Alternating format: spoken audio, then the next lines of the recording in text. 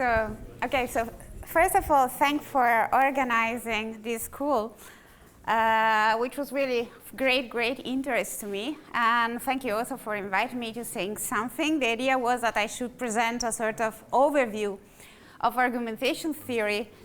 And usually this is done by an opposition of argumentation theory and formal logic. So trying to understand what informally can be done and formally cannot. Today I will try to follow a different path, suggested partly by the school itself. So this is partly a result of being exposed to this school this week. So I will just say something about general question of what is argumentation theory.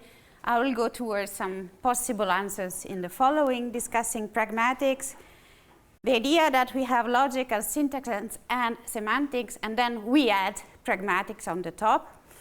An example could be the logic of evaluation we have just seen. So we start with a sort of modal logic, and then we implement with epistemic, and then we add dynamics. So the idea is that pragmatics is added above a pre-existing logical system. And then I will consider other examples where pragmatics apparently is the beginning. The interaction should be at the beginning, or the first thing we start from. And then I end with some open question. Just a terminological point, just to be sure what I will be talking about. So usually the opposition is logic, formal logic, argumentation theory, informal logic, derivation argument, algorithm, argument scheme, or procedural model.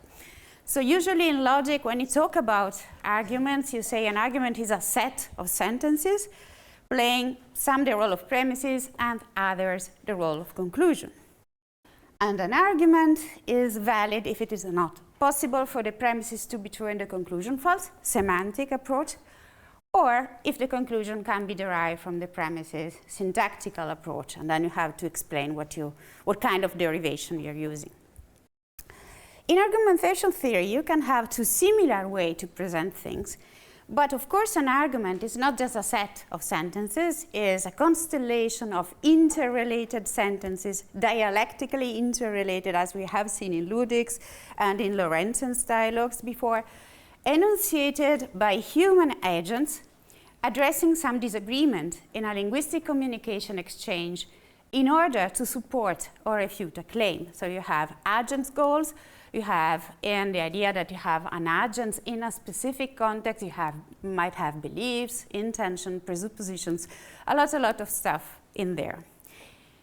And usually, there is not a criterion of validity for argument in context and in ordinary language. I just call it good, but there are many different names for arguments criteria. Let's say an argument is good if it is not possible for the premise to be pragmatically acceptable and the conclusion to be pragmatically unacceptable. This I call a pragma-semantic definition. Of course, we have to understand what pragmatically means there. And a syntactical criteria would be if the relation between the premises and the conclusion satisfies certain pragmatic criteria. So you have different notions of relations between premises and consequence that are different from the logical consequence. And I would also like to distinguish language from foundational, or let's call it philosophical, more simply, philosophical theory of language, syntax from a philosophical theory of proofs, and semantics from a philosophical theory of meaning, and pragmatics maybe from a philosophical theory of human interaction. So preliminary syntax is used in linguistics often to refer to grammar, to language, so what in logic is generally in the language box. And syntax concerns how linguistic words can be associated by a formation rule, a grammar, in a given language. There are also possibilities, Christian told us about that, of universal grammars where you do not necessarily are in a specific language. And you can also conceive of grammar itself as a logic, so there are many different intersections between the levels. Another important point is that, as here, usually we use syntax for proof theory, so I take the two as telling more or less the same thing, and we insist on what our derivation rules might be. And then there is semantics. So Gabriella started with this talk about Godot, where we have this three-level semantics. And the language sense denotation is specifically related to another tripartition, which is that between utterances, thoughts, and the word. There might be different semantics, 3 levels or even 2-level semantics, where we just have language and sense or language and denotation, and in particular where the domain of the semantics need not be external objects. We have seen the proof-theoretic semantics where the domain are actually syntactic objects. We will also see how, for example, in ludics, the semantics is determined in a completely different way using inferences if we want. It's an inferential semantics. So we might have semantics where the domain are just linguistic terms. So there are a variety of ways in which semantic can be conceived. And what about what I call philosophy of logic? So I think that one thing is to define the language and the property of the language, and another thing is to ask question how the linguistic rules of each language came into place, or are there linguistic rules that apply to all languages? The same for proofs. So what Paola told us about what are proofs, the question about the essence of proofs, is not exactly the same as doing proof theory. So when we ask when are two proofs the same, or why do we use certain derivation rules as constitutive, this is what I call a philosophical, foundational, not in the sense of a reductionist project, just the sense of thinking about the fundamental elements of what we are doing. And the same for semantics and meaning. So one thing is to decide what kind of semantics we want to have, and another is to reflect on why and how did the linguistic expressions acquire the meaning they have, or why a given semantic is adopted for a specific given symbolic system. I will mention in the end Brandon as one who made this kind of reflection. So he really thinks that an inferential semantics might be better than others. So this is already a sort of matter of choice, evaluation, and comparison of different alternatives. That's where I think philosophy comes into place. This is the program of today. The first thing I will not do as discussing why argumentation theory is interdisciplinary. I think you already proved that being here. And then Michele Abruzzi already talked about that, consisting about logic. So if we take logic and argumentation theory as at least overlapping in some parts, I think he already said a lot about that. And I will discuss argumentation theory. Possibly we could interpret it as a sort of logical style. There is a very nice introduction to a book on a handbook of inference and argumentation by Gabe Woods and others, discussing the pragmatic turn of logic. We heard this afternoon about the dynamic turn of logic. So these are all things that might be viewed as a sort of direct attention towards something. And then there is a philosophical view, a standard one. We already heard the name of Dewey. Brandon was mentioned this morning, two of them of pragmatism. I will mention Pearson and Lewis today, so we have a bunch of pragmatism coming in. And then we have pragmatics logics. I don't have a definition of that. I will just show what they are by pointing to them. So epistemic logic, deontic logic, default logic, most non-monotonic logics, abductive reasoning, logics of evaluation we heard about this morning are all attempts to do some sort of fragment of a fragment of a description of what argumentation theory might be.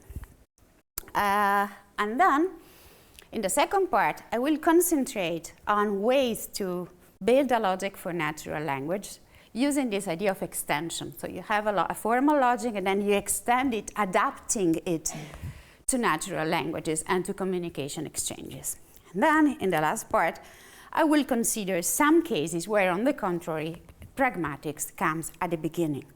And for future work, we started that already, Italo and I. We will go on working probably from now onwards on a sort of foundational theory of argumentation theory involving comments on philosophical theory of language, meaning pragmatics. So, first part. Let's start from a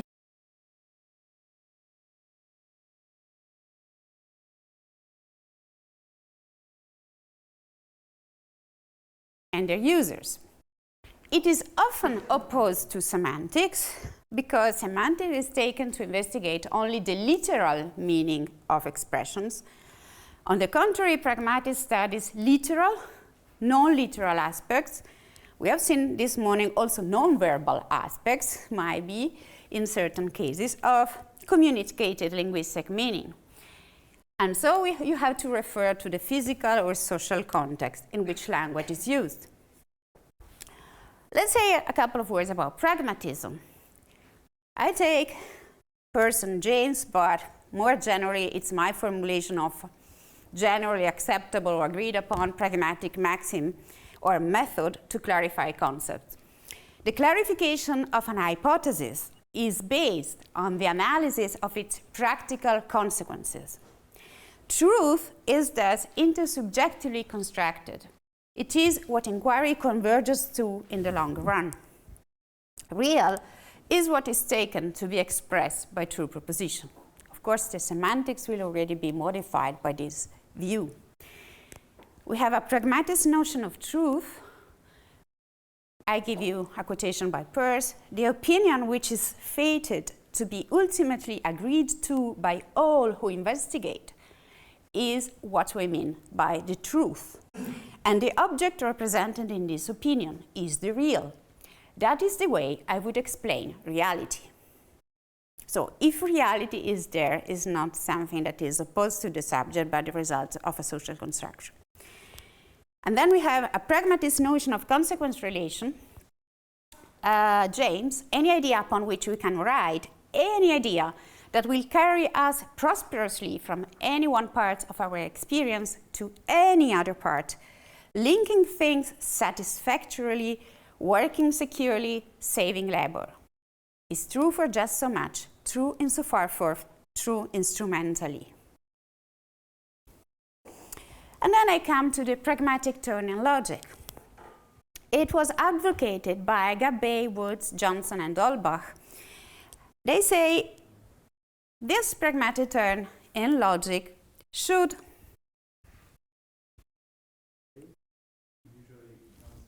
okay, I can talk, and in the meantime it will come back.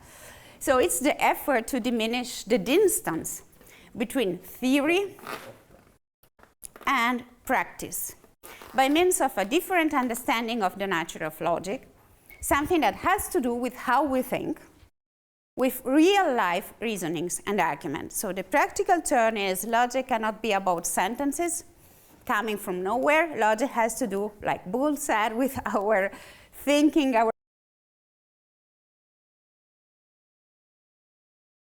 the interdisciplinary approach. This is what I consider, let's say, the state of the art in 2002. The interdisciplinary approach to practical reasoning is not yet an accomplished fact, but an enterprise that we meet with in media res. So there was no idea of doing it explicitly, it just happened. And there is much common agreement that since classical logic was not designed as a logic of practical reasoning, it is not an adequate general theory of it. So this is to express why different kinds of logic are looked for all the time. And as matters now stand, the research programs in practical reasoning constitute a rich and complex pluralism. And so that what they present are dialogue logic, interrogative logic, informal logic, provability logic, artificial intelligence, and some approach to practical reason, some formal approach to practical reason. So actually they present it as a sort of bunch of pragmatic logic. But what are pragmatic logics? So they are specific logical systems that do not consider only alethic operators, but also epistemic or probabilistic operators, for example. We saw an example today, so introducing kinds of modal operators to express agents, states, or intentions, or beliefs, or knowledge. An example, the only, I think, clear expression of practical logic is in Educavich practical logic, where it is an inquiry on the explanation procedures and theory construction in the empirical sciences. And then we have Peirce's logic, where we have a speculative grammar, and then what he calls logical critics, which is the study of inference, arguments, deduction, induction, abduction, and then a speculative rhetoric that he also calls methodeutic, which is the study of the proper way of arranging and conducting an inquiry. So in some sense, if you go back to Bolzano's idea that the logic is how you present things in a treatise, you have this combination of laws of reasoning, but also of communication of what you are reasoning about. And so argumentation as part of this communication, this exposition of science.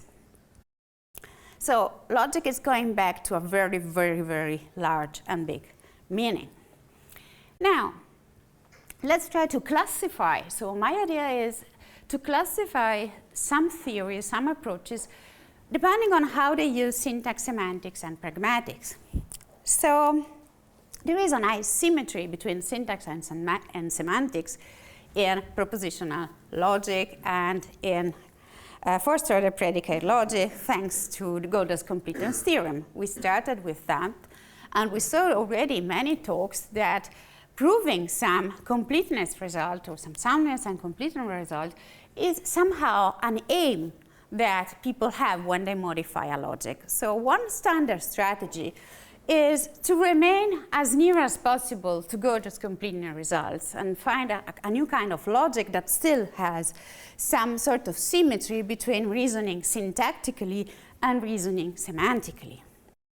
So to check whether an argument is valid, it's very nice to have this double possibility, either construct a derivation syntactically or look and search for the truth value, calculate the truth value semantically. So a very nice way to do the two things together are the semantic tableau, the refutation tree. So they are practically a syntactic algorithm for calculating truth values. This is a sort of mixed system. And often interpretations are expressed using model theory or possible word semantics. But semantics, if you really go and test how people reason in ordinary discourse, is generally used when you have to show the non-validity of an argument, because you just show a counterexample, exactly as Aristotle did in the syllogistic. But sometimes syntax is preferred in the other cases, so when you really have to prove the validity. So what I would say is we have a theoretical symmetry, but this does not mean that in practice you use them in an equal way when you are arguing. You might have preferences for one or the other depending on the kind of things you want to look for, depending on the problem you have. So usually pragmatics is defined in a very informal way as something that has to do with ordinary language, informal reasoning. And the idea is that the first thing you have to do is try to put the argument into some kind of recognizable pattern or form or argument scheme. And this has to be done taking into account the context in which the argument occurs. So the first thing is to define or clarify what the context might be. And so the point is clearly identify premises and conclusion, possibly express them in the best logical form you can find, and then add the implicit premises. So we already had an example of an implicit belief in Marianna's talk. In general, the idea is that you always have some implicit knowledge when you are arguing, background knowledge or intentional states of the speakers. And there are two ways to do that. I'm using a distinction near-side pragmatics and far-side pragmatics that I take from Perry and Corta. They say, well, in the near-side pragmatics, you actually try to understand what is said, what are the premises, what is the conclusion, what is actually said by the speakers. So the kind of things that constitute a problem are anaphors, ambiguity, vagueness, indexicals, demonstratives. So most of this work is done in linguistics and in philosophy of language. Not all of it, but a huge part of it. And then you have what is called far-side pragmatics. The idea is I'm not interested in what is said, but in what happens while I am speaking. What else happens beyond what I'm actually saying? what information is conveyed, and this is the theory of implicatures, or presupposed in a discussion, what actions are performed, the speech acts theory, and how can the speech acts rules determine the motives and attitudes of the speakers. This is usually under the umbrella of argumentation theory. Sometimes theory of action or theory of rationality also play a role. But the idea is that you have to get what is presupposed in a way that is expressed somehow linguistically in what is said. The general idea of near-side pragmatics is to distinguish between sentences as tokens and propositions as type. So, for example, in indexes, I said it yesterday, this is a sort of utterance I have, depending on the context, map it into different possible propositions. So Paola Cantù said, I'm tired yesterday, so that was Thursday, for example. So the context usually starts by including the utterance time, place, the agent, the intentions, the causal and or historical relation to the physical words, the beliefs, the values, I will add after the preceding talk, the role in social institution, because sometimes what I am doing depends on the social institution I am participating in and on the rules that it has. But of course, if we want dialogue, we have to take in the same, more or less, symmetric picture for the listener or the partner in dialogue. So we are already doubling or multiplying, if you have more than two speakers, the number of things we have to take into account. And then, if we want also to consider dialectic, the idea that what I am saying is not out of nothing, I am answering to somebody else. There is always this sort of roles. We saw that in the proponent and opponent in Lorenzen's dialogues. Another author that Italo mentioned this morning is Perelman. He speaks about a speaker and the audience, so you imagine the rhetoric context. Or in Implicate interrogative logic, we have the person or the role of that who asks and the one who answers. And here you have a lot of commitments that depend on what stage of the discussion you're in and what kind of action you are doing. So you might incur or retract a claim. You might give evidence for P, do not deny P, be prepared to support P if it is questioned, retract P if the interlocutor gives evidence against P and no defense is offered. If I got it right, this is something near to polarities in Ludex, as you mentioned this morning, but you will tell me if I got it right. And then you have intersubjectivity. So the idea is that if you agree, like in pragmatism, that truth might be the result of a construction, then you might not be satisfied only with alethic criteria for the evaluation of arguments. Alethic criteria are criteria of this kind. You want to have premises that are true, conclusions that follow from premises, and you want to check whether non-explicit premises can be omitted. You might introduce epistemic criteria, where it's enough to prove that, or to show that premises are well known, that the relation between premises and conclusion is clear, and that the non-explicit premises are also well known, and that the conclusion would be questioned if we hadn't a sort of relation between premises and conclusions. So this is really needed, this kind of support. You might have similar analysis for probabilistic criteria or for dialectic criteria. In probabilistic, you check the probability, and in dialectic, you check how acceptable they are to an ideal or concrete public. But the context might finally also depend from the kind of dialogue we are playing and the kinds of aims we have. For example, in Douglas Walton, we have 6 kinds of dialogue: the persuasive dialogue, the critical discussion, where I am trying to convince you of some claim. We have the negotiation. We have different interests and motives, and I'm trying to get the best out of the negotiation. It's not necessarily the truth, of course. And then I have the inquiry, where my objective is to test some hypothesis, like in scientific inquiry. I have deliberation, where I have to make a choice, take a decision. So what I want to do is influence other people's votes, for example, or way of taking decision. Information seeking, where I'm looking for new information, and a heuristic dialogue, where I just want to win a sort of competition with my partner in dialogue. Now I come to far side pragmatics. So what is not said but happens during the saying. Here, the idea is that you can explain the performed actions, the kind of actions produced by the speaker on the listener while she utters certain sentences. Investigate different commitments to premises depending on the speech act performed. And you try to explain the conveyed information that is implicit. These are two ways to do it. Let's see the first one. One is going for aix. I take a distinction which is neither the first one by Austin nor the second one by Searle, but a sort of general distinction, generally accepted now, between linguistic acts, locutions, where you say something, you communicate some information. Example, he is in England now. Or a speech act, illocution. You say something and thereby you perform an act. I will read the book might be a promise. Okay, I will read the book. So I am promising while saying these words.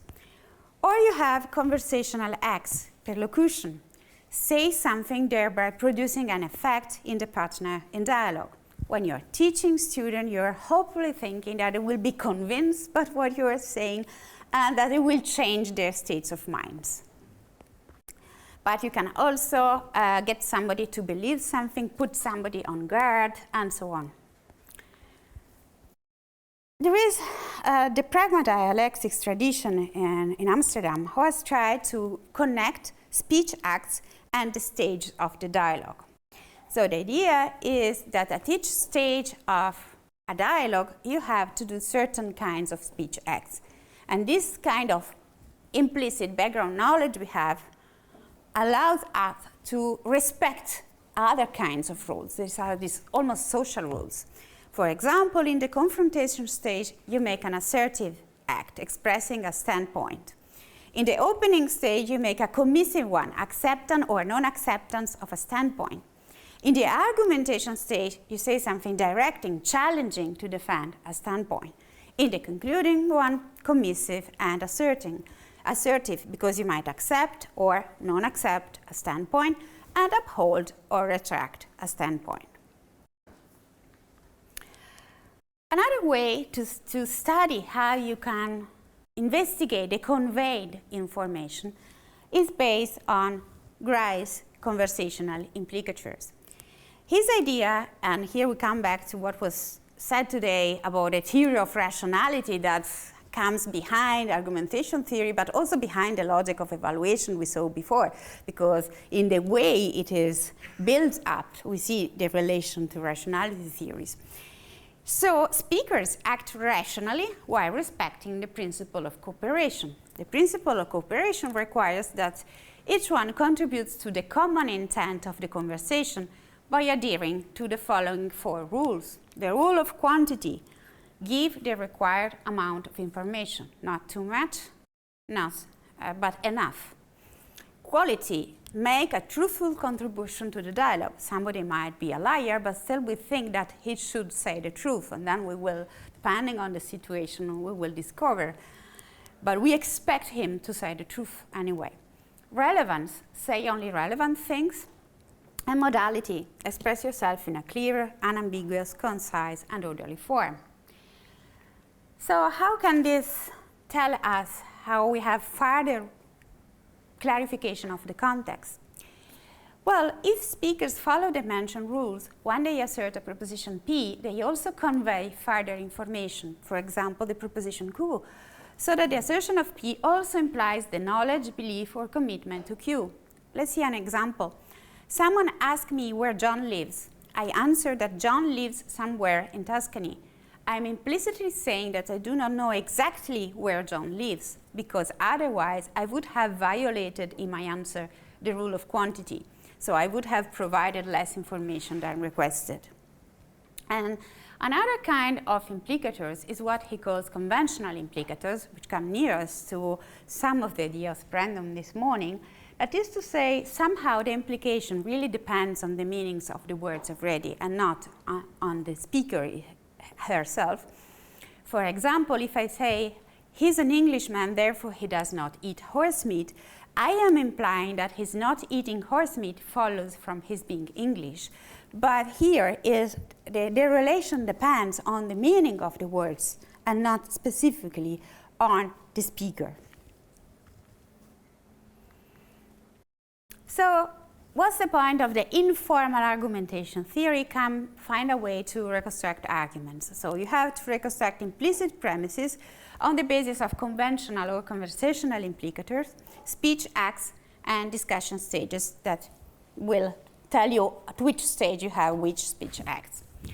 And premises, usually, if you go into details of how people do it, are added in order to make the argument deductively valid. So in the end, you add so many premises so that in the end you have a modus ponendo ponens. So this is a way to say you're still basing on classical logic, and then you do all this detour, informal detour in the context to go back to the standard classical logic system. But there are other ways. Here, exactly, you see that the syntactic rules and the semantic values of the expression are unchanged. And that's why you do all informally, because you keep the formal part as it is. And syntactic or semantical evaluation of the argument can now be applied as usual in a symmetric way. So you're still in Gödel's paradise, I would like to call it, in Gödel's completeness results. And pragmatics just come on top of what you already had. It's a classical way knowledge grows by extension, a conservative extension. Then we have pragmatics first, and I think this is a different picture. Pragmatics can modify syntax, can modify semantics, can modify everything at the same time. Modifying syntax, the classical way is to go for different derivation rules and not try to reconstruct always everything in a deductive way, going back to modus ponendo ponens or similar rules. So here you have really explicit pragmat logic that try to clearly present a logic for induction or for abduction. For example, for abductive reasoning, I saw an article, I have not yet looked into the details, but they pretend to have a soundness and complete result for abductive reasoning. You have Bayesian reasoning, Rice principles, Walton's argumentation scheme. So this is really making the syntax explode somehow, so a big change in syntax. Or you might have big changes in semantics. Usually you start from possible word semantic, and I think I will just show two possible strategies, maybe there are many others, but two ways to modify the semantics. In one case, you modify the meaning of sentences. So you use a procedure in two steps, one that associate, you have a sentence and then you have two functions, one from context to proposition. For example, Stanley Acres proposition concept or Kaplan's character, and then a function from possible words to truth values. So the semantic, the evaluation semantic is more or less the same, the evaluation part, but you change the way you go from utterances to proposition, because there you put the context in that part. Or you might directly modify the possible word semantics. This is what was done by Montague when you add indexes to the possible words. For example, index a time, a place, a speaker. And so you are generalizing the notion of possible word, and so modifying the evaluation semantics. Then we have cases. I will start with Lorenzen and Barr, so start some time ago, that where semantic is not only modified by pragmatics, but practically a consequence of pragmatics. So pragmatics come first. I mentioned Lorenzen because he had this proto-logic, and then you have the formal logic that has to reflect some of the proto-logic. And here the meaning of logical connective sentences and formulas is determined by the rules of dialogue.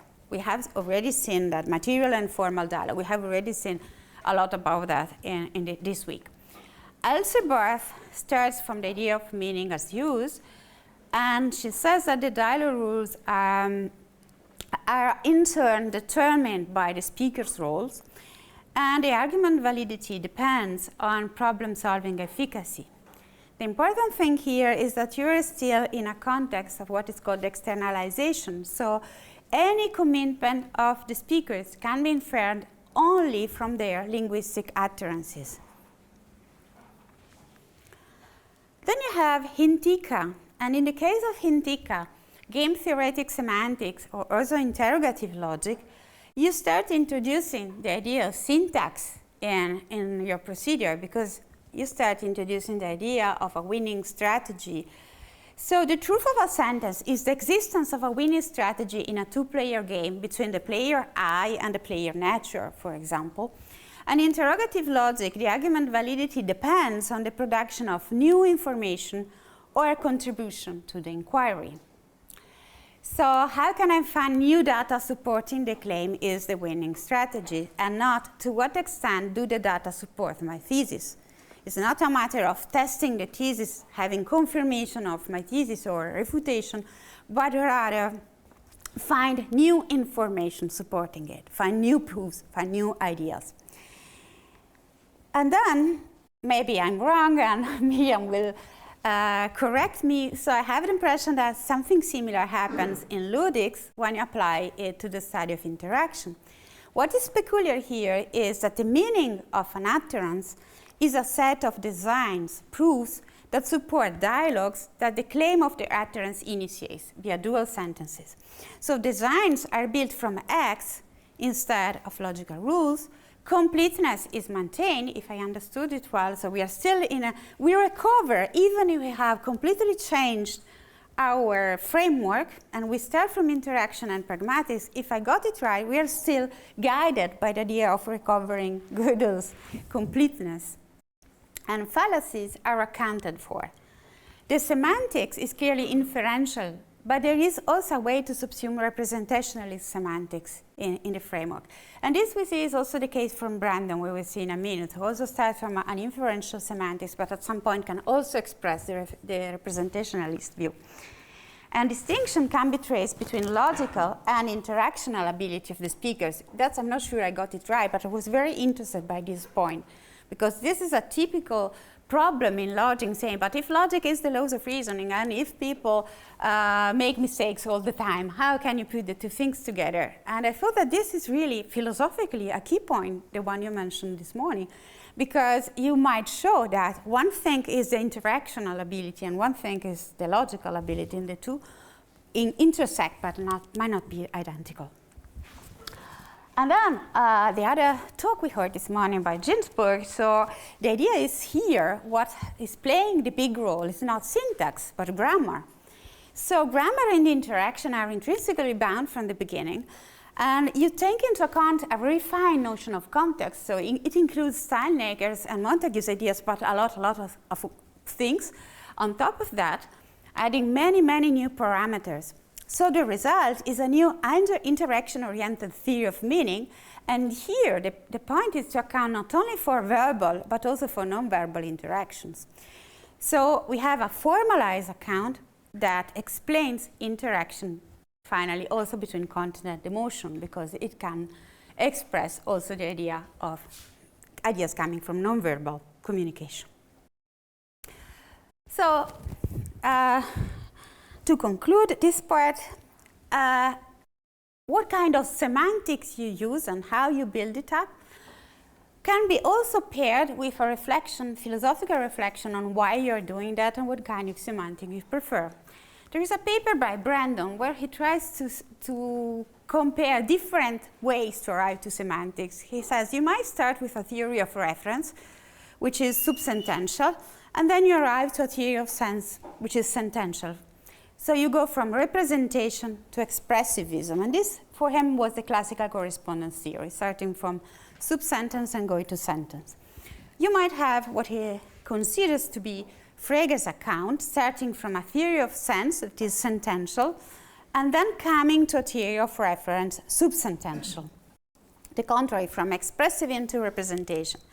And then he considers the empiricist logical positivism tradition and some theory of context like the Fodor-Drexler he considers as being empiricist, while the Gensen definition of logical connectives he takes to be rational, a rational theory of content.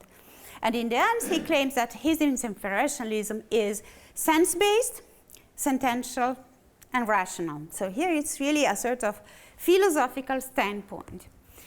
For him, we heard that already this morning, the sense of a sentence is its inferential role as a premise or conclusion of reasoning, and the sense of a concept is a constellation of inferential commitments one undertakes when one applies the concept. So, just to conclude, there are different ways to evaluate the validity and of an argument, syntax and semantics.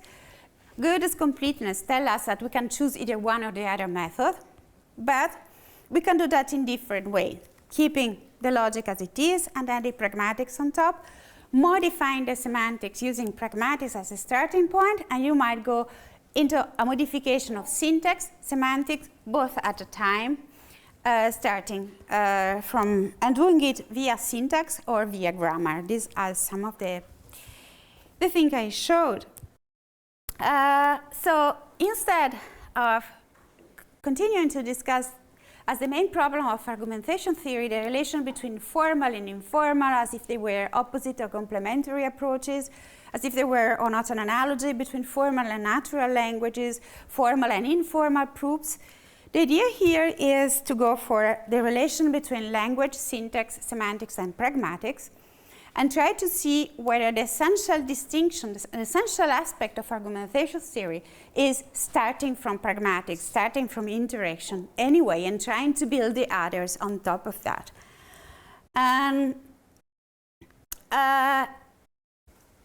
So just to come to the open question, that will be my last slide. So the question is, if you really do a pragmatic turn of this kind, can you still recover a symmetry between syntax and semantics somehow?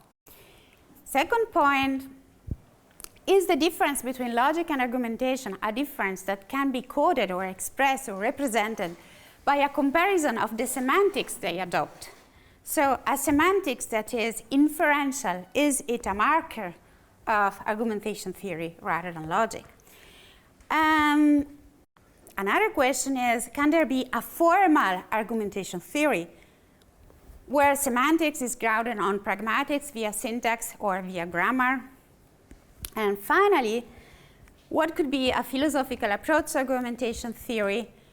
Are these distinctions between grammar, syntax, semantics, and pragmatics a useful distinction not only to classify but also to ground philosophically argumentation theory, or maybe something that is already out, because we have seen many cases where all these distinctions are meshed in some way, and so it might become an obstacle to understanding human interaction as a whole rather than a help.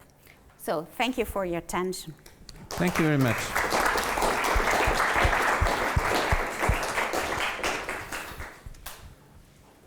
So, questions?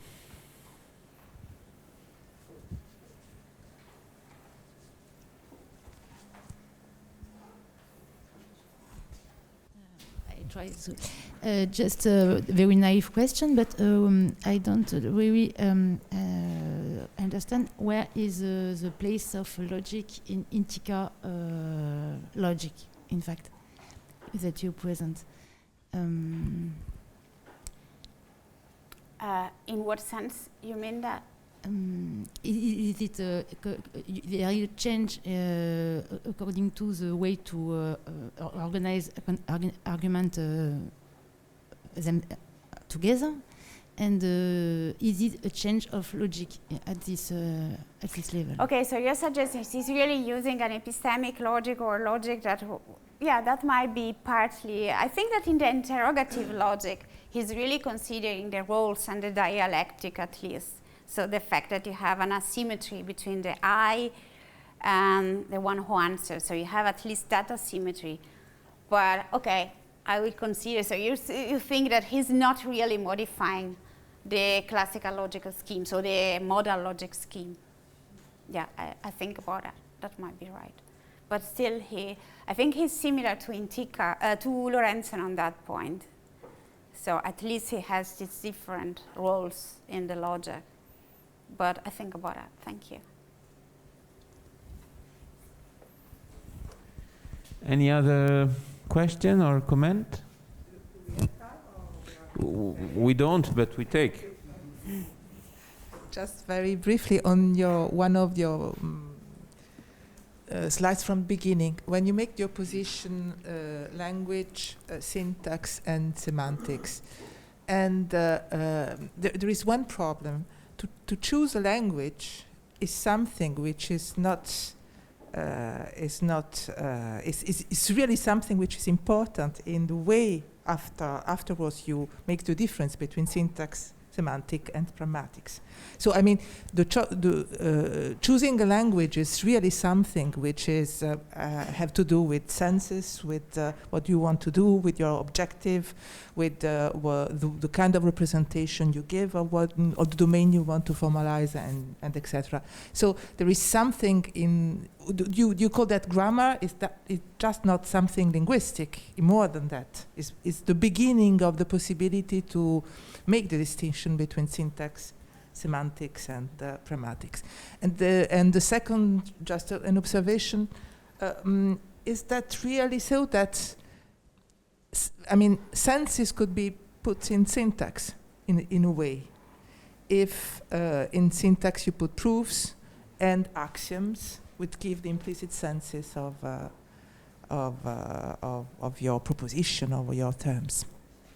So start from the second. So rather than saying that you have a two-level semantics with language and the notation being proofs, you would say it's rather semantics getting into syntax rather than syntax getting into semantics. That's okay. One thing I realized doing this is exactly that you have many cases where things are a bit meshed. And one way out would be, okay, I start with language, and language comes with both, and then I might accent one or the other, or the main problem in argumentation theory is that I do not choose the language, in a sense. So this, I think, is one of the big differences between argumentation theory and logic. After some time, you choose the language in which you want to reconstruct things. So at some point, there is a language choice, at least partial. But it's true that you come up with an argument which is already in a language. And this, I think, is the real importance of grammar, which becomes more important in argumentation theory than in logic. Because you have to choose the language depending on the grammar you already have. So you don't have the freedom to insert the grammar you want in order to get certain things. You already have the language there. You extract the best grammar you can, having in mind what you want to do. But still you have to extract it from the language you have. And you're limited in your choices there. I don't know if that answers. On the other way, also in logic, it's true that you can choose the language, but it is apparently true. Actually, of course, formally you can choose the language you want, but if you want to be honest with respect to the mathematical word, for example, you cannot choose any language. So yeah, this is part of the conservativity I tried to explain. So why was pragmatics added on top? Not because people thought it was not fundamental to have interaction or context, but that because it was the simplest way out. So we had already all that stuff working and we wanted to extend it. It's just like the theory of numbers. Peano every time said, no, it's not an extension, but practically yes. People want closure properties and adds on and make it a system that can extend the closure properties of the previous one and uses the same idea. But for example, Peano would say they are not two comparable systems. So here he would say a logic of evaluation is not comparable neither with S4 nor with S5. They are two completely different things. But this is not how things go in practice. We have a sort of tendency to imagine a continuity between this kind of languages. continuing this theme, Paola, Yeah. could you go back to the slide where you spoke about pragmatic logics? Yes. Yeah. You gave a list of them. Yeah. No, it was a colored one you had. Okay, the beginning then. Yes, Yeah. those ones, right. Because there one goes in the opposite direction, really. I mean, that it's very clear if one looks at the papers by Richard Montague that have got pragmatics in their title. There are a couple of those, right? There is nothing about the use of expressions in there. Instead, he gives us semantics for formulae that contain various things like knowledge and necessity and whatever. Yeah. And so in that case, the pragmatic dimension is pulled down into the content. Yeah. Very much like the philosophy we both know and love, Bolzano did with logic, where of course the judgment is pulled into the content. And so I think that in the early works here, one didn't deal with pragmatics, one subsumed pragmatics into semantics. Yes, this was the standard way to do it, and exactly, I think there is a big difference, which is what kind of theory of meaning you have. So not everybody has a theory of meaning of use. Those who, for example, not Montague, the idea is that you do not need to buy a theory of meaning as use to do pragmatics. That would be my point if I go to the extreme consequence. You might also have a theory of meaning, a standard theory of meaning, and do pragmatics. There are differences. You're not expecting interaction to come first, but you're still doing a lot of pragmatics, and you're still accounting for what you're expecting to account for, that is context. Very good. Okay, I think if there are no other questions, we can move to the next and last talk. Thank you.